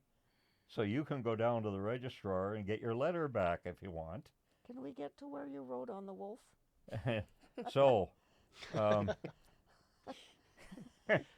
so anyway, thanks to that. It's all interesting. Thanks to that, I ended up going to the Arctic, you know, with Pimlot and one other assistant, I guess. In fact, I took my brother with me as my assistant. And said, yes, okay, I will switch to doing my master's or PhD under your, you know, supervision now. And so I go there. One of the things we had to do was tag a few of the high Arctic wolves. In fact, we'd catch them by putting in a type of anesthetic in, you know, anesthetic pill type things in chunks of meat. Oh, yeah. We'd put out a bait station near an abandoned distant early warning radar station. And hey, we could live in the buildings left over at the Dew Line site and keep an eye on their bait station. And within a few days, the wolves from whatever wolf pack was nearest would learn that go to that top of that hill over there, and all you can find is snacks, but almost always there's snacks there, little chunks of meat. Okay, when the wolves are going there, now, hey, put these anesthetic pills in those little chunks of meat. And in this case, one wolf ate all these chunks of meat, and just like he's supposed to do, according to the instructions, 10, 15, 20 minutes, he goes and lies down. And with this guy, every few minutes he'd lift up his head and look around, but then put his head down again. Well, this went on and on. He did not go fully unconscious. But I ended up just saying, with me and two other people in that old Dew-line building watching, that I said, okay, look, he's sleeping right at the edge of a 3 foot high or more cut bank, a fault line. And by heaven, if I come out of the building and go out the other side of the building and around behind that hill there, I can come in to that cut line, that fault line, down below the wolf and crawl up or whatever, out of sight. Hey, 3 foot high, I'll be down there. Yeah. And I said, okay, note, the wolf is right by that quartzite boulder sticking up there. So when I get to that boulder, I'll know that the wolf is practically right above me. So I did.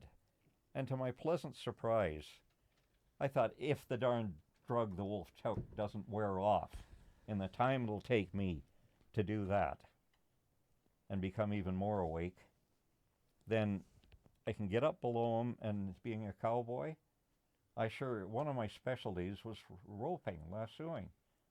So I had got a piece of rope, made a good lasso out of it, and took that with me. If you can catch a cow, you can catch a wolf. And and came up the cut bank, and I'm telling you, I was starting to get sore knees and so on, boy, crawling and creeping up below that cut bank for a fair distance. And then, there's that quartzite boulder. So get up there now. Wolfie is right above me, I guess. And I only had to lie there for a few seconds looking. And like I told you before, every 5 minutes or so, the wolf would lift up his head, look around, put his head down again. And now I see his nose kind of come up and then disappear. So I gave him half a minute or a minute and got this lasso absolutely ready and, coiled myself up thinking, I can't leap up like a jackrabbit, but I'm going to sure try. And got all ready and then leaped up with the rope swinging. And so help me, I was still almost in the air from leaping up. And the wolf, talk about a fast reaction. That wolf also leaped up, and he leaped up kind of backwards. And I just, one swing of the rope got him. And he hit the end of that rope and pulled me halfway up that 3 foot high cut bank. And so I kind of rolled and so on and got up onto my feet and had a battle with him. And to my pleasant surprise, and this is what I sort of expected anyway, he wasn't trying to come at me. He was just desperately trying to get away from me. He was realizing that I had some sort of control of him he didn't like. So get the heck away from this monster seemed to be his philosophy. So we had this running battle. And we came to another big boulder, and I thought, okay. And I pulled him up close to the boulder, put a couple of loops of the rope around the boulder, and made a quick slip knot on it, and thought, okay, now with the effort he has just put out in this battle, surely what's left of that drug will go through his system much faster, a lot more blood flow. And everything. Yeah. Sure. I And mean, therefore, meanwhile, okay. there was a couple of people waiting. Yeah, so I to, simply went up to the abandoned Dew-line building again, only 100-ish yards or so away, and told them, okay, we'll keep an eye on him again, see if he does totally go out now. So another 15 or 20 minutes of that, no, he did not totally go out. And I thought, all right, okay, if that's the way Wolfie wants it, that's the way he's going to get it. And they so wanted to I was tag just him. determined. And what were you going to do with the wolf? Well, Tag go down him there and get the rope again. And, you know, having thought, in that 15 minutes of us waiting again, hoping the drug would take effect, thinking all the time that wolf showed no attempt at attacking me. It was all just desperately trying to get away from me.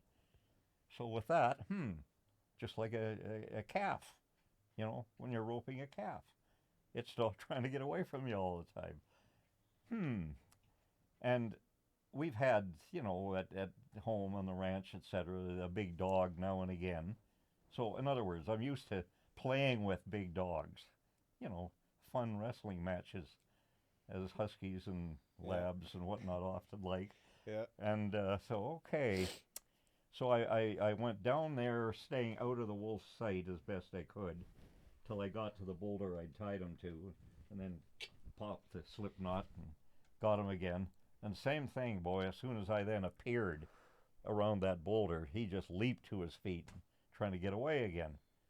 So I got him up close, and the closer I got him, the more desperate he was to get the heck away from me.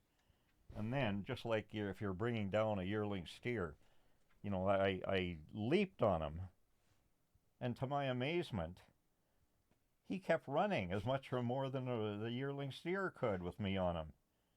And, you know, weird. I mean, here I am, arm over him, around his side of his neck, his head out there, and my, you know, see, when you're bringing down a steer or something, you do that, and you grab one of his front legs and pull it back with your other hand. Okay. Down he goes, head first. So that's simply what I did with Wolf. You know, grab one leg, pull it back, slam, down we go. And then here I am lying on top of him, and my right hand was over his muzzle, holding that down. My body weight is holding the rest of him down. And I kind of looked back as best I could and shouted, hey, get down here. I got him down now. So the other two people came out of the shed, you know, with marking paint and collar and measuring tools and the whole bit, and measured his size, noted that he's probably really just a year and a half old.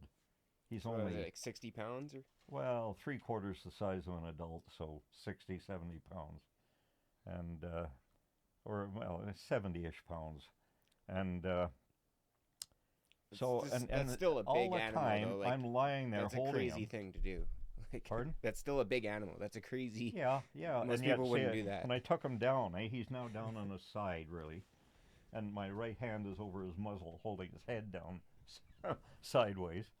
And he suddenly, fairly suddenly it seemed, quit trying to frantically get away from me, you know. I mean, he was probably exhausted. I'm probably making it hard for him to breathe by lying down on him.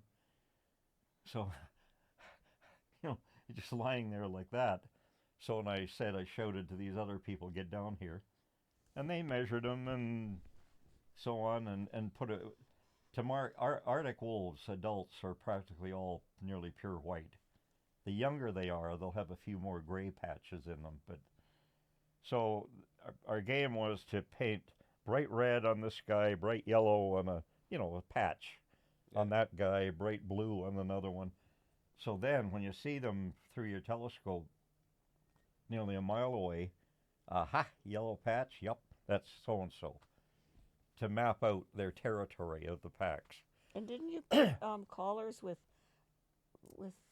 we didn't have the radio transmitting collars in those days. Did you have It was tags? just a collar with an identity tag, so that if Inuit shot that wolf, and Inuit got pretty good money for wolf hides. They could return their data, or your data, where they found it and stuff like that. Yeah, they get an extra $20 reward or something for turning in that collar with a tag on it. And that way we'd find out, okay, wolf number so-and-so shot by Inuit about such and such location, normally through the winter. So, okay, that therefore is part of the winter territory of that pack. You know, that you're doing it that way. Now that we've got the radio transmitting collars, etc., wow, does that make it so much easier. Just look at your cell phone. See where your wolves are. Yeah, exactly. You can Yeah. Oh, follow there, them there. on your laptop. What was There. scarier, like riding a bull or riding a wolf? Like what's going through? You think like Well, I can't imagine. Like I seems- can imagine riding a wolf or not a wolf, a bull or a cow, and thinking, all right, well, at least this thing isn't gonna bite me. Yeah. Yeah. But like, Well, you see, like what's I going said, through your head when you're on the back of a wolf riding it? Like, Yeah. and what- put your hand down over his snout. what is that? Like And what? like I said- Nobody does that. Like I was saying, it turned out it was just sort of about a year and a half old. A yearling from the previous year. And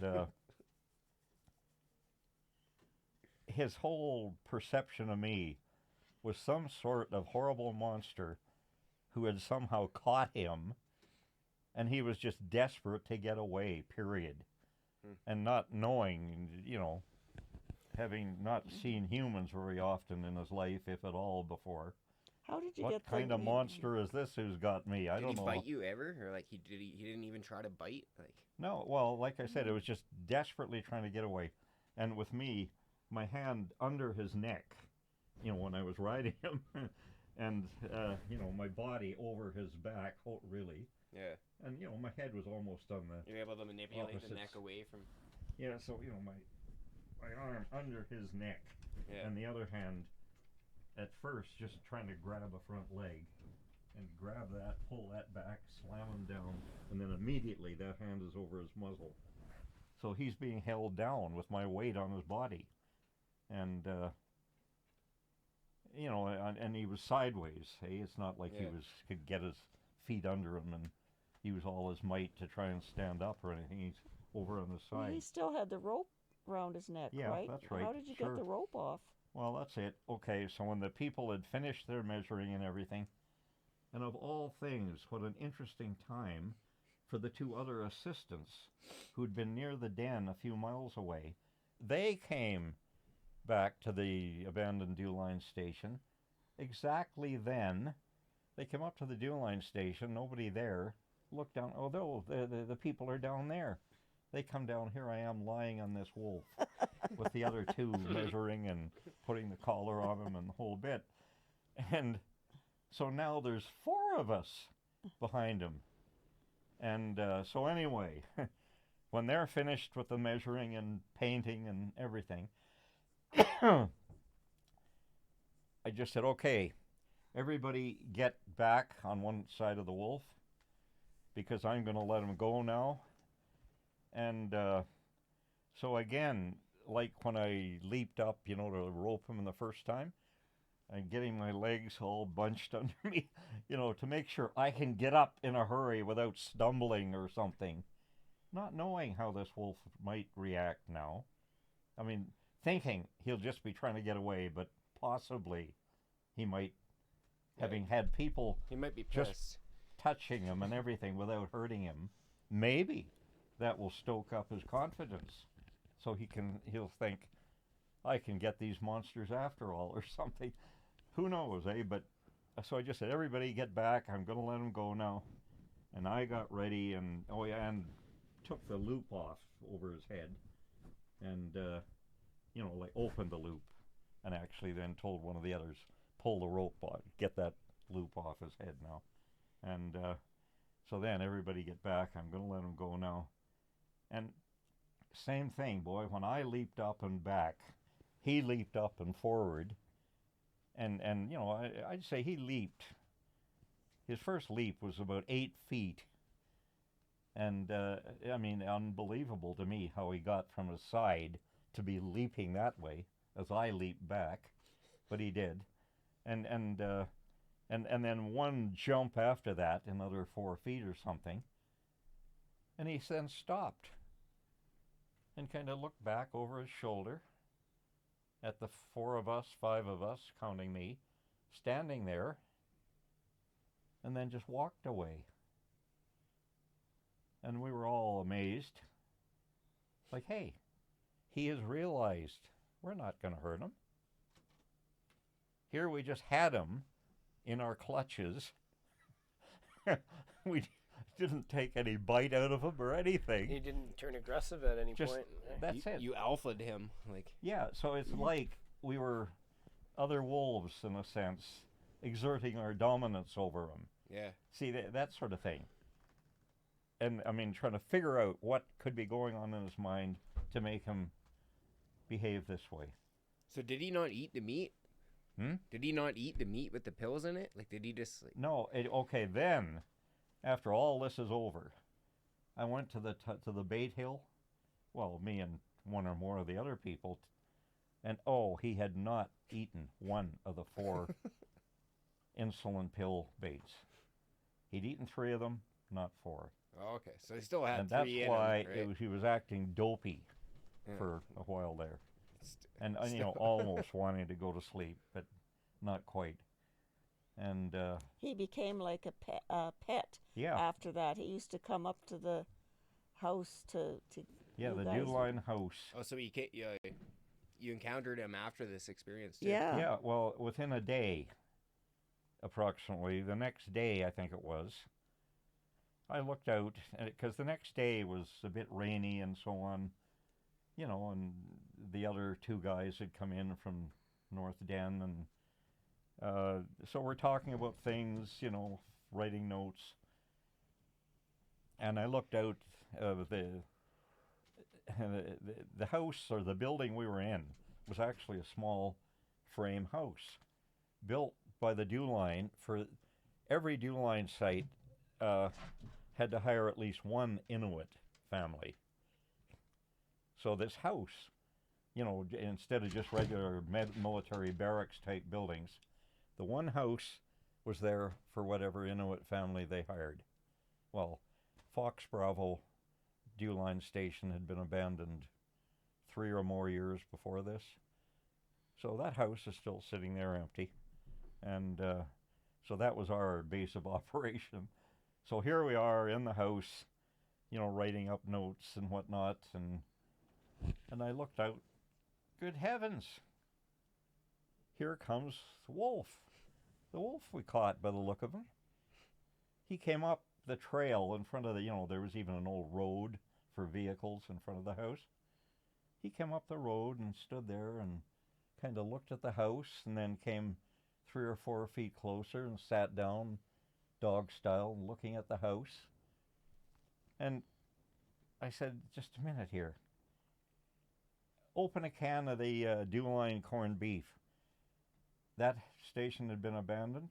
They ended up burying quite a load of canned food, some of which the labels had all come off. But hey, some of these squarish cans, open them, corned beef. Hey, open up one of the cans of Dew Line corned beef. So the other people did, and said, give me a fair-sized chunk. So then I slowly, as quietly as possible, opened the house door. And of course, Wolf saw that, and you could see his head moving around, trying to get the full vision of who what I really was. I came out, and it's as if he recognized me. Oh. There's the motherfucker. and so, and in fact, he even went backwards 2 or 3 steps as I went out onto the little porch of the Dew Line house, 2 or 3 steps. I keep his distance from me, sort of deal. Yeah. And so I then threw this piece of meat, it was a sort of handful-sized chunk, threw that to him, and it hit in front of him and bounced and kind of came apart, on the bounce. And he just, leaped back one whole step when it hit. Like I'm throwing something at him. And but so help me, I'll bet you he could smell it the moment it broke apart, because he barely had got back when he snapped up the one chunk that came closest to him, and just kind of, gulped it down as if he hadn't chewed it even. And then another one, grabbed that and head up looking at me again. And then a third chunk.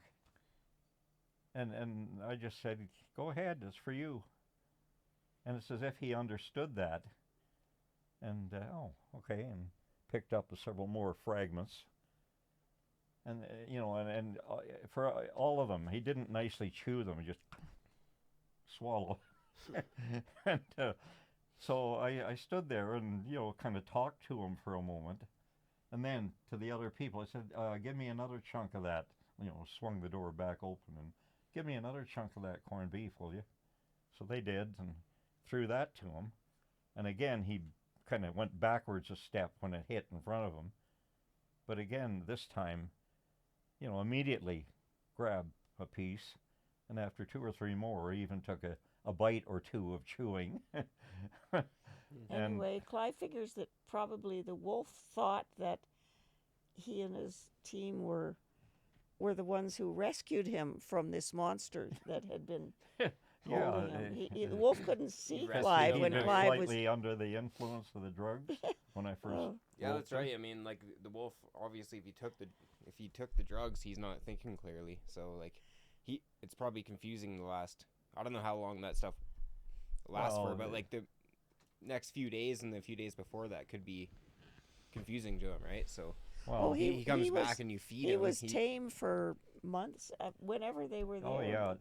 So after that, he came back another 2 or more days later, and then when the other 2 guys who I just said had come from the other wolf den area, when I was in the process of wrestling and marking this wolf, what was it? Had to make some trip down.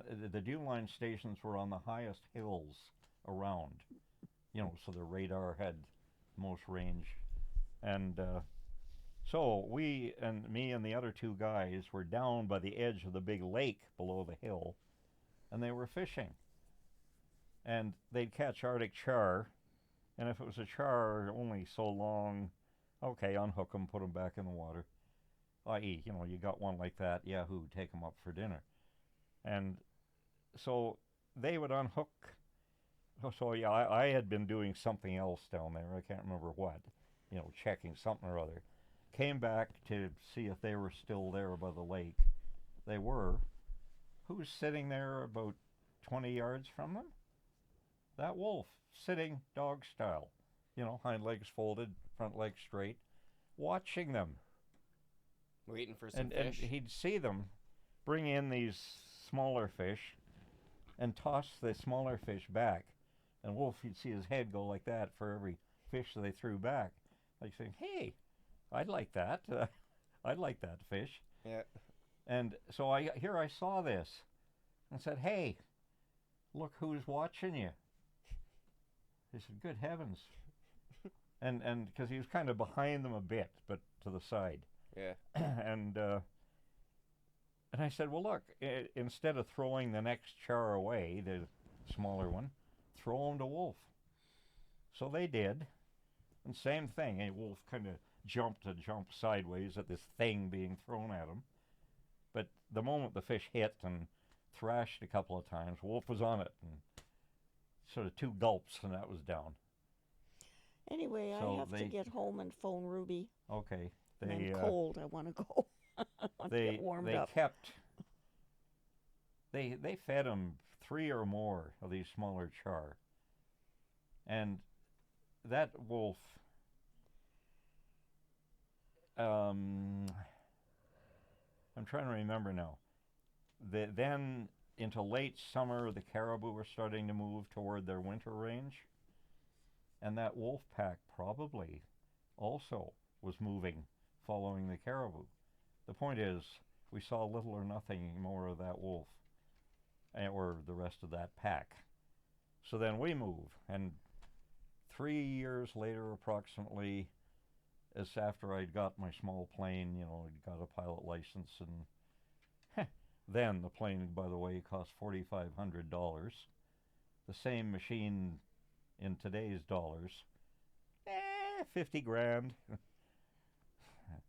That's, our cost of living has gone up, I guess, as we all know. Anyway, you landed at Fox 3. I landed, I was back there doing other research, landed the plane at Fox 3, one of the few still occupied dew line sites. And the people there, some of them, of course, they'd seen me there 3 years earlier. And so we, come on up to the station, you can sleep there overnight, and so on. And we were talking about all kinds of things. And And I asked them, okay, have you seen anything strange or interesting in the way of wildlife in the last couple of years? They said, oh, well, as a matter of fact, there's now a wolf pack will come up within 100 yards or even closer of this station. I said, really? A wolf pack? And they said, yeah. And they said, one of those wolves comes out of the pack and comes most of the way up to the station. And where they would go out some nice days, to have coffee and bring a sandwich with them, and the odd scrap of food would be dropped or left around there. They said one wolf would come up to where we often had our coffee, and he'd be sniffing around and eating things. Another day they were all out there. That wolf came most of the way up. And one of the guys said, hey, wolf, come and get my sandwich. And he ended up, the wolf showed great interest and kind of made a couple of semicircles looking. And so this guy then got away from the crowd of 3 or 4 other guys he was with and went toward the wolf. And wolves have one heck of a good sense of smell, as many dogs do as well. And with a sandwich, waving it, and he finally had wolf come up within about 5 feet of him, so he threw what was left of his sandwich down. And of course, wolf came up and looking at him and looking at the sandwich, grabbed it lightning fast and kind of gulped it down. Did the wolf have a collar? No, well, that's it. They said they didn't see whether the wolf had a collar or not. But the Seems next like the day same or wolf. a few days later, they go out again. The same wolf pack comes up. They said those other wolves wouldn't come any closer than 80 yards, maybe 70 yards from us. But the one wolf came out of the pack again, came up to us. This time, the same dual-line guy who'd given him half of the sandwich before, he said again, he went out to him slowly, talking to him. And he said, wolf actually came up and grabbed half the sandwich out of his hand. And, grab it and dash back a step or two. Must have been the same dog, or same So wolf then. when they said that, I thought, well, thank you for telling us that. That's your wolf. That is where our tame wolf from Fox Bravo. That's where Yeah. Clive rode the wolf. And so this wolf was now prominent in the wolf pack 60-ish miles from where I'd caught him, gone through this. But in all that time, 3 years or so, he hadn't forgotten that some people were good to him, and therefore recognized the behavior of this Uline guy. And one of my thoughts was, just like we figure out animal behavior and can therefore interpret what the next moves of certain animals are going to be, that wolf was figuring out human behavior and interpreting what moves of a human showing that behavior were going to be. Right? Yeah, they're very instinctive that way. Like, They're smart animals. yeah. And yeah, very. and of course that, by the way, is where our dogs come from. Yeah. The theory is that back a few thousand years, people got a wolf pup and somehow raised it as a pet, and it helped them. Maybe that was you in your past life. You tackled a wolf 1,000 years ago, and you said, hey, we could use you around the house for the farm. Yeah. Who So, knows? Clive, Yep. So, yeah, let's, time to go Crystal's home. getting ready to go, so I think we've had a good episode here. I mean, it was the first one. We Yeah, no, we heard talked some about good a lot of good stories, stuff. and it was Good. good for sure. I'll So we start um, recording? Before until 9. next Okay. time. Oh, We're Lord, recording, okay. or are we done? No, it's still Oh. recording. Oh, Yeah, I we're thought just you gonna clicked say buttons. Oh, it's still recording. until next okay. time. Yeah. Okay. Okay. Take Yeah. care. Thanks for tuning in. Mm-hmm. Thanks for your interest. Yes.